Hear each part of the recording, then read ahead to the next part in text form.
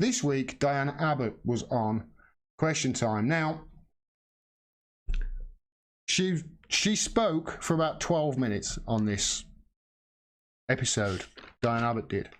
And I've cut about 8 minutes together of this segment because I want to show you it all in context.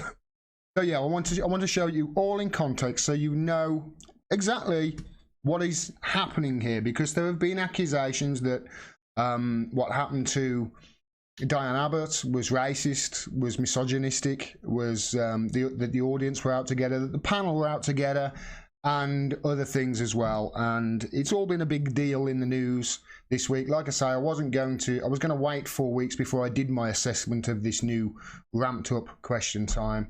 But after last week, or the most recent episode, well, I had to do it now. So this is Diane Abbott on Question Time, and like I say, I've clipped quite a bit here together, so you can see it in full context. We'll go through it together and just assess it together. What deal can achieve a parliamentary majority? Is there one, Diane Abbott? So what deal can achieve a parliamentary majority? Is there one? That's the question. I think that the parameters of a deal that the Labour Party would want to work with the government on would be a customs union. It would be a close relationship with the single market, and it would guarantee certain rights and freedoms, environmental standards, human rights, labour relations issues. And I have to say, people are saying that Jeremy Corbyn won't talk to Theresa May. In September, at Labour Party conference, in terms, the leader of the Labour Party said that if the Prime Minister offered a deal on these lines, a customs union, close relationship with the single market, and some guarantee of rights at work, he was prepared to work with her on it. And we heard nothing. Well, of course, Diane. Right, okay, so she's interrupted her there, the lady to her left, and for the life of me, that lady's name escapes me, so I do apologise. She was asked a question there and she hasn't answered it. So she was allowed, what, a minute of talking without interruption, and she hasn't answered the question. The question was, can a deal get through Parliament? And she's answered it by saying what we're saying, which is a politician's trick. So she hasn't answered the question. A week before, Fiona Bruce was pulling people up for doing that. She didn't with Diane Abbott. That's the first time she was asked a question on that show. This is about 12 minutes in. She hasn't answered it. Now she's been interrupted for the first time. Yes, because that is not what people voted for. Just let me finish. We had... Well, okay, I would immediately jump in then if I was Fiona Bruce and say, okay, we will let you finish, but can you answer the question? What deal can get through Parliament, and is there one? That is quite a simple question. Can a deal get through Parliament? Yes. Well, I think she could do it. Or no. Not, these are our 6 tests. That's a politician's answer. This is what we hate. I'm trying to be objective here. And so far, it's Diane Abbott that is actually avoiding answering questions, not other people are badgering her. Nothing. The phone didn't ring. And after 2 years, for Theresa May to be phoning random Labour MPs last week was... The question, can a deal get through Parliament? What is it? If it can. That's the question. So why is she talking about Theresa May? Quite extraordinary. The problem has been all along. No, we didn't ask you what the problem was all along, Diane. We asked you, can the deal get through Parliament? And if so, what is it? You know, can you see here, she's not answering the question. That she didn't reach out to the House of Commons as a whole. Okay, but hang on, Diane. Wasn't the question, it wasn't the question, so Fiona Bruce, for the first time, jumps in. Hang on, Diane. You've got a situation now where Jeremy Corbyn won't talk to Theresa May without a precondition. We'll get onto that, without no deal coming off the table. So he's writing to her, she's writing to him. Why don't they just talk? we would have... That's a good point.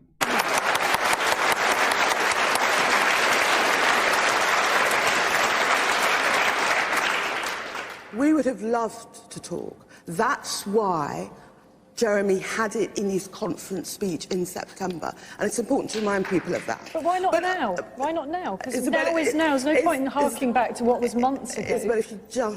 Again, she's been asked a question. She wasn't interrupted there. She was asked a question leading from one of her questions. That's not an interruption. It's a valid question.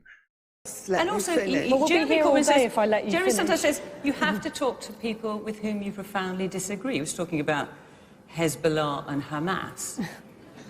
Theresa May? Whether you like that question or not, that's a valid one as well. If you're a Corbyn supporter, you probably won't like her saying that. But you know what? If the shoe was on the other foot, and you'd wanted to say something like that if it was linked with Theresa May, for instance, if it was about Theresa May. So, yeah, he's always saying that we should talk to Hezbollah and Hamas. Why wasn't he talking with Theresa? Fair point.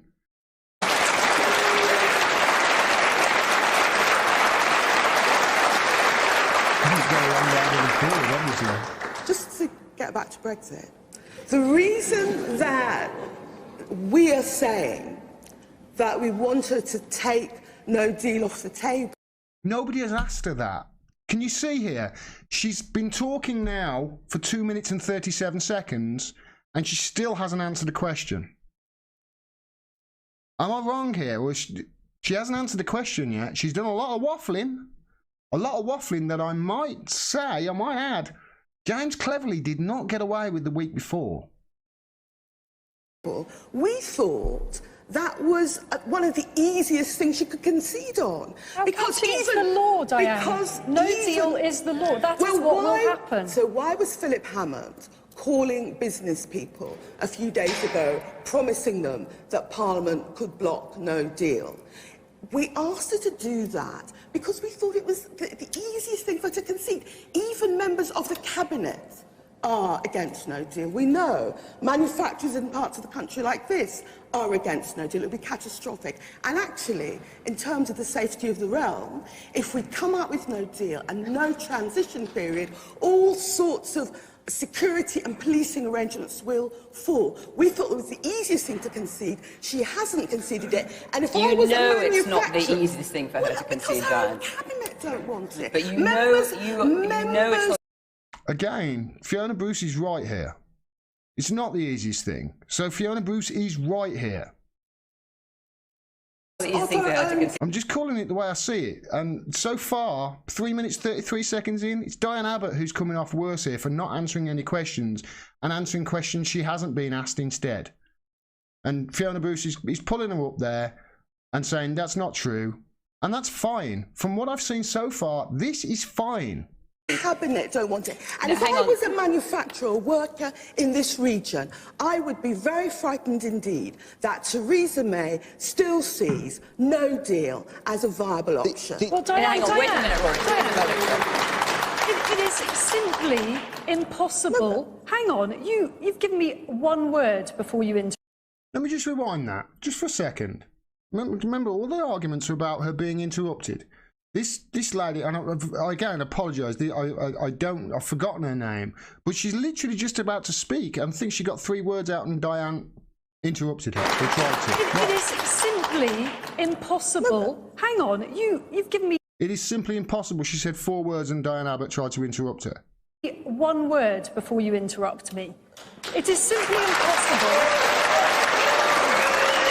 See, now because of that, the mood is starting to change. Now, because she's gone 4 minutes without answering a question that she's been asked. She's been speaking for 4 minutes in 2 or 3 different segments. She hasn't answered a question. She's been pulled up on not answering a question. She's gone on to not answer a question and just again do politician what we are saying, that sort of thing, which I can't stand. And now the mood is turning against her because she tried to interrupt somebody else who got 4 words into a reply. And the mood is turning against her. And now you're going to start to see people start to gang up on her.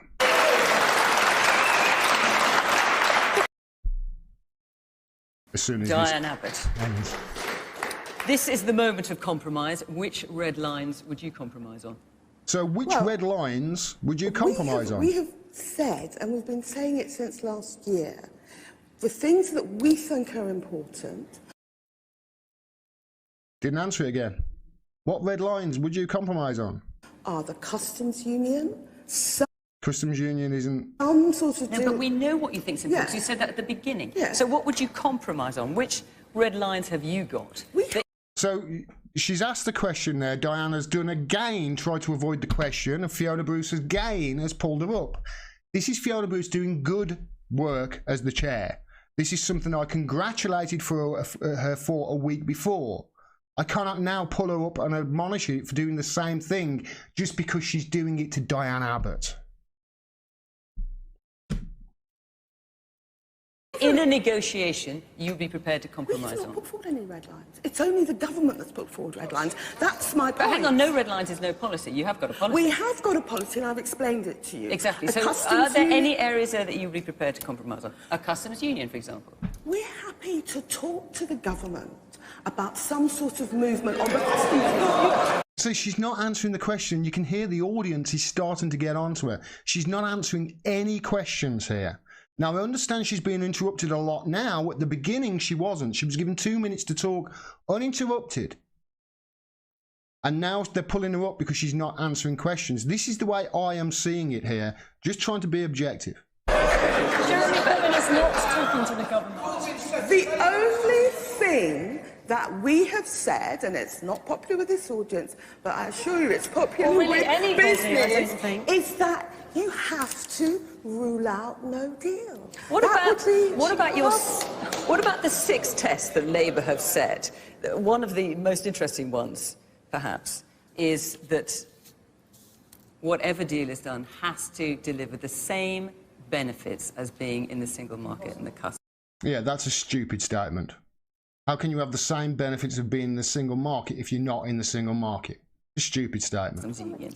That was, in fact, David Davis who said that, and we were just repeating what he'd said. So Okay, Diane, if you're repeating what he said, then you're repeating a stupid statement. is that not one of your 6 tests? It is one of our 6 Oh, right, steps, okay. but what All we right. were doing was repeating what... Let me see, was that the Well, second hang on. or Never the mind that. third It's either your Brexit test or it isn't your test. If it is your test, I mean, Michel Barnier has said that's not possible. Third countries cannot have the same rights and benefits. Would that be something you'd compromise on? This is a fair question. Unlike the Prime Minister, we are prepared to be flexible on everything. She said there, flexible on everything, she said. Diana, but let me come to you. So would a people's vote, would a second referendum be anything other than democratic... I know this is a lot of it, but I want to give you the context here and just for you to see what I saw when I actually came to the conclusions that I came democratic catastrophe. Because there's been a lot of talk about this and a lot of talk and a lot of labelling and a lot of accusations made by a lot of people that I don't think actually watched the whole thing. Clearly you don't think that, because it's part of your policy. Yeah, just to reassure some people in the audience, a second referendum, or people's vote, whatever you want to call it, is part of our policy package. We agreed it at conference. The first thing we have campaigned to do is to vote down Theresa May's deal, which managed the extraordinary thing of uniting both Brexiters and Remainers against it. It was such a poor deal. Now we are calling for a general election. We think that's the vote the public needs you and haven't wants. got that. But That didn't on work. the question of a people's vote, I don't think it's fundamentally undemocratic. In a democracy, you're entitled to change your mind. But let me say this, and I've said it in public before. Actually, before you say that, can I just say, Jeremy Corbyn seems to be giving the impression of wanting to do everything but have a second I've just referendum. explained to you what our policies are. I know, but he doesn't seem terribly keen on it. It's fine to have jabs at Jeremy, but let me just explain to you what our policies are. And That's not having jabs at Jeremy, that's asking questions and you're a politician, you should be able to answer them. That's asking very simple questions and you should be able to answer them. And she's asking them in the same way as she would do of anybody in the panel a week before, anybody else on that panel this week or next week. There's nothing wrong with that, and you can see Diane Abbott's getting rattled here. What I'm saying is what I've always said. The thing about a second referendum is people should be careful what they wish for. My view, and I voted Remain, is that if we had a people's vote tomorrow, Leave would win again. And you just have a lot of very angry Leave voters. But there is nothing undemocratic about it, and it may be that in the end, that's the only solution there is. The woman at the back. I left that in for a reason. That's the first question that I thought she answered, and that was the last question she was asked. I'd like to ask Diane, if Labour, who's desperate for a general election, if you don't get the result that we want, will we have a second vote on that? That's a good point. Diane, I'll come back to you. That's a good point. That's basically my sentiments. Now, so what I've seen so far, if you're seeing the same as me, anyway, if you're seeing the same as me, is a politician who is stumbling and struggling, and a journalist who is attacking them and trying to get to the bottom of them, trying to make them look, you know, trying to get to the bottom of things, trying to get the truth, trying to get to, you know, what the policies actually are. For me, that was a journalist doing her job.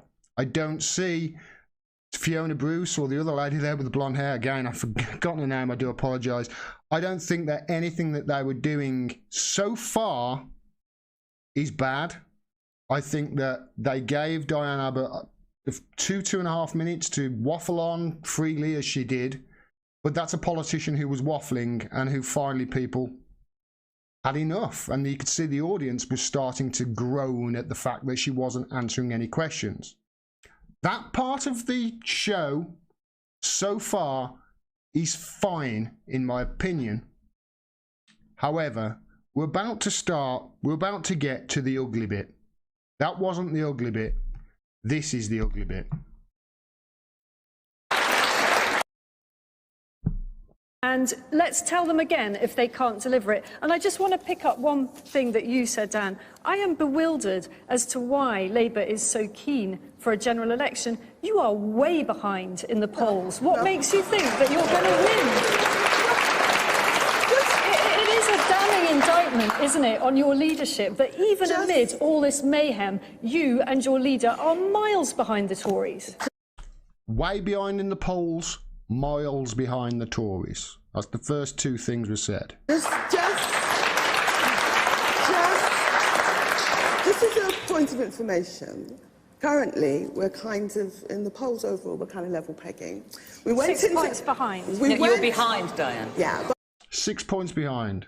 We went into the last Did you hear Fiona Bruce there? You're behind, Diane. Definitely, she said. general election 20 points behind. These are the recent polls. I mean, you can see here. I mean, somebody mentioned this on Twitter. Not only did they just take the one poll, which has the Tories ahead. I mean, there are other polls that other people have done. This is just a selection. But you can see all of these polls have Labour either level or ahead. But they've picked the one there. The Tories are ahead the furthest, the YouGov poll. So not only have they cherry-picked a poll to push something that is blatantly false, but they've also added a point on for good measure. Oh, it's 6 points. I mean, actually, it's 5 points. That is very, very bad. Because that is the BBC blatantly cherry-picking information to make the Tories look good and to make Labour look bad. Up until that point, I saw nothing wrong with anything. I saw lots of things wrong because it was the BBC, but I didn't say anything wrong with the format and the questioning. I didn't see any bullying or any of the sort that has been alleged at Diane Abbott. However, that was very, very bad. They've made a statement. The BBC have. They said this: "We've reviewed what was said. Repolling on BBC Question Time, a YouGov poll published on the day of the programme suggested a lead for the Conservatives. Diane Abbott was also right that some other polls suggested Labour either as ahead or tied, and we should have made that clear. As apologies go, that isn't one." Literally, not an apology. They have cherry-picked information in order to push an agenda there and to push a pro-Tory, pro-government agenda. That's the only reason they can have done that. The only reason. That's one poll out of many. That's propaganda. Diane Abbott rightly said Fiona Bruce was clearly repeating Tory propaganda that Labour were behind in the polls. If she had said behind in one poll, that would have been a different matter. This is not an apology and does not address all of the issues that have been raised. Well said, Diane Abbott. Here's my advice. Start talking like you tweet. Because that was a disaster of a Newsnight appearance by yourself, and I suggest if you don't get better, Labour should maybe start sending other people to represent their party rather than somebody who refuses to answer questions and stumbles over every answer that they give. That's the good and the bad, the ugly of Newsnight so far under Fiona Bruce. I will be watching because I'm interested. I think that she has got the makings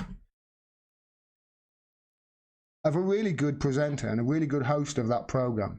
And I'm hoping that she's allowed to do it and the BBC don't interfere. That's my hope. Of course, that's not going to happen. It's going to end up being a debacle within a few weeks. Some would say it already is. To support truly honest, independent journalism like this, please go to patreon.com/Gordon Dimmack. You can become a patron of mine for as little as $1 a month, and every dollar helps. I cannot stress that enough. We can't do this without you. Also, you can use any of the avenues on your screen right now to donate, or below. There are many of them. Please make sure you're subscribed. They unsubscribe people every day, so please make sure you are, and click that bell as well so you get a notification of when I drop further videos. Thanks very much for your support. Until next time, peace and take care.